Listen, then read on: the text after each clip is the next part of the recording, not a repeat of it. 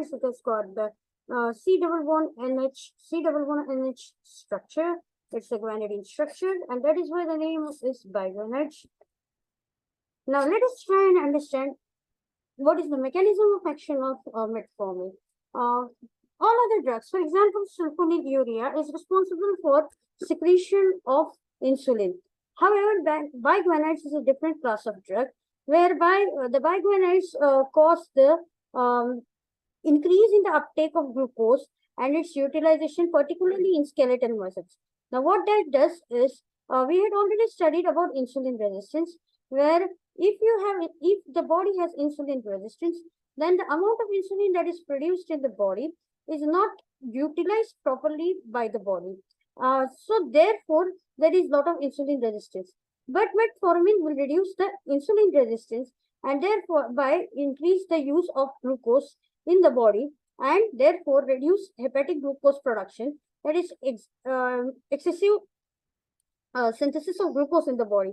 So if there is gluconeogenesis, if there is decrease in the gluconeogenesis, then there won't be any excessive glucose in the body.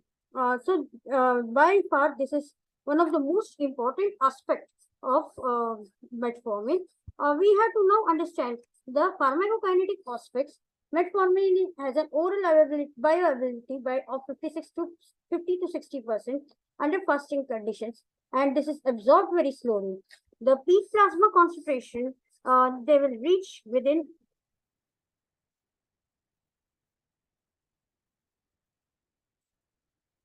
1 to 3 hours after immediate release of metformin and 4 to 8 hours in case of extended formulation. Extended release formulations will release drug after every 4 to 8 hours. The plasma protein binding of this drug is negligible as it's reflected because of its high volume of distribution in different compartments of the body. Around 300 to 1,000 liters of the blood of the drug is distributed in different compartments of the body after a single dose. And it takes around 1 to 2 days for steady state to be achieved. The dose for this drug is 500 milligrams. Now, now every drug has effect and it has side effect. Also, metformin has many unwanted effects. Now, we try to understand the unwanted effects. Metformin takes a long time to get stabilized in the body, and hence it has a lot of unwanted controversial effects. For example, it causes dose-related gastrointestinal disturbances, lactic acidosis. This is a rare, but this is potentially fatal effect, very toxic effect. It may also cause interference in the absorption of vitamin B12 if it is your regular drug. Contraindications: this drug should never be given to patients who suffer from kidney failure, particularly renal failure, that is what we call in scientific language, or for people suffering from any disease of the liver, or any pulmonary disease, or any heart failure or shock. So metformin is contraindicated in such patients. Now, let's go to next class of the drug. The next class of the drug is sulfonylurea. The sulfonylureas are of two different generations, the first generation and of the second generation. The first generation drugs are typically examples are tolbutamide and chlorpropamide. The second generation examples are glibenclamide, glipizide, glimepiride. What is the mode of action of sulfonylureas? Sulfonylureas typically act on the beta cells of the iris of the Langerhans of the pancreas, and they stimulate the secretion of insulin, thereby reducing the plasma glucose. This is the structure of tolbutamide. You will see this actually has a toluene ring as the R1 part. Okay, we will study, of course, the SAR. You will see this is toluene ring, and because this is toluene ring, therefore the name of the drug is tolbutamide. Now let's start and understand its IUPAC. You will see towards the nitrogen there is a butyl group.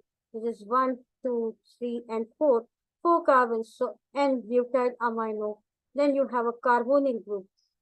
This is your carbonyl group. And then this is 1, 2, 3, 4. On 4th carbon, you have a methyl group. So 4-methyl benzene sulfonamide. Amazing drug.